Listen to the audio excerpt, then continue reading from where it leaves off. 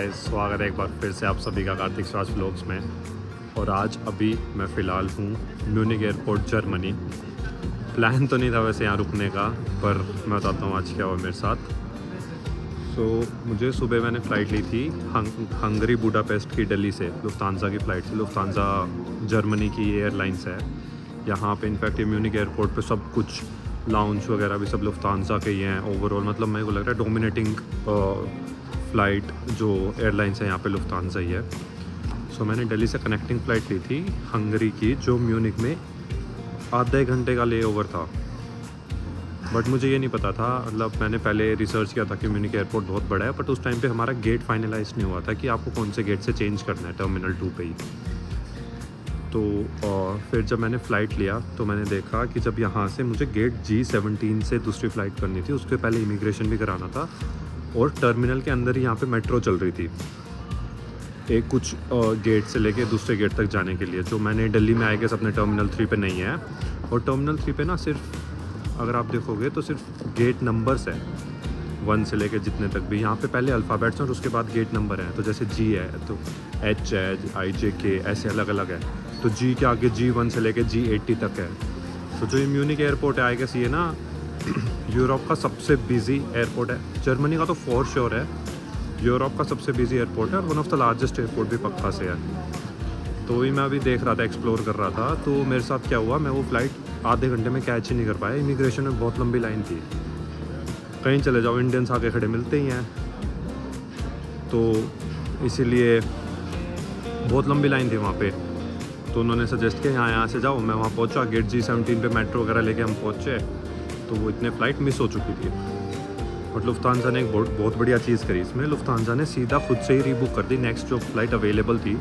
तो मैं सुबह, ये बात है सुबह 7 बजे की, पर नेक्स्ट फ़्लाइट जो अवेलेबल थी वो थी शाम के 3 साढ़े 3 बजे की। तो फिर मुझे लगा अब क्या करना चाहिए, तो बट उन्होंने रीबुक करके उन्होंने एक काम कर दिया कि 11 साढ़े 11 बजे की फ़्लाइट उन्होंने बुक कर दी। खुद से कोई एक्स्ट्रा चार्ज नहीं लिया, कुछ भी, एकदम पूछा भी नहीं कुछ ज़्यादा क्या हुआ, क्योंकि नहीं पता था, फिजिबल नहीं था भाई। 20 मिनट में आप वहाँ से वहाँ पहुँच ही नहीं सकते, इम्पॉसिबल है। तो फिर मैंने सोचा अब 3-4 घंटे क्या करना चाहिए। तो मैं भी यहीं पे एयरपोर्ट एक्सप्लोर कर रहा था पूरा। काफ़ी अलग है इंडिया से, तो यहाँ के इनफैक्ट प्राइसेस तो इंडिया से बहुत ही ज़्यादा है। म्यूनिक जर्मनी वैसे भी one of the most costliest country है यूरोप का, बट उसके अलावा भी मुझे लग रहा है यहाँ पे बहुत महंगा है। पानी का रेट है यहाँ पे 4 यूरो 1 लीटर का, मतलब 300 साढ़े 300 360 रुपये हो गया 1 लीटर पानी का। जो कोल्ड ड्रिंक आप कोका कोला सिंपल 650 ml लेते हैं, वो है यहाँ पे मोटा मोटी 3.5 यूरो की 600 ml। वही सेम जो अपने वहाँ पे 35 रुपये की आते हैं, यहाँ पे वो 300 सवा 300 रुपये की है।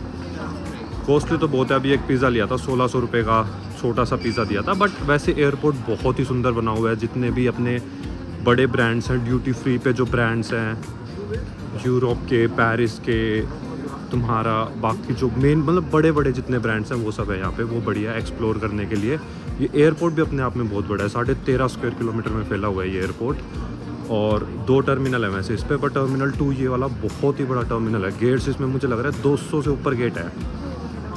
तो उस वे में ओवरऑल वही एक्सप्लोर कर रहा था मैं, अलग अलग यहाँ का। मतलब मैं नॉर्मली अपने नॉर्मल ड्रेस, यहाँ पे ना वेदर है अभी, सुबह था 8-9 डिग्रीज़ के आसपास, 10 डिग्रीज़ के आसपास था, और दिल्ली में था कुछ 25-26। तो मैंने तो वही देखो अभी भी टी-शर्ट ही पहनी हुई है। और यहाँ पे अगर तुम चारों साइड देखोगे सबने जैकेट प्रॉपर, वो भी लॉन्ग जैकेट वो वाला चीज़ पहना हुआ है। यहाँ पे ठंड आ गई है अब, तो सिंगल डिजिट्स आ जाते हैं तो फिर चेंज करना ही पड़ता है। उसके अलावा भी एक्सप्लोर कर रहा था मैं, देखते हैं। कुछ ख़रीदा तो ऐसा सच नहीं है मैंने।